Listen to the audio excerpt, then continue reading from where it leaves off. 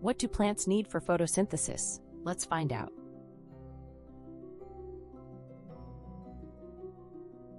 Plants need carbon dioxide from the air, water from the soil, and light energy from the sun.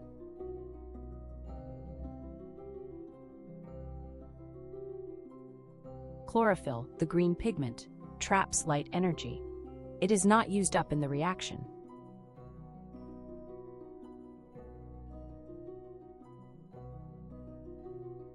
Oxygen is released as a byproduct. Remove any input and photosynthesis stops.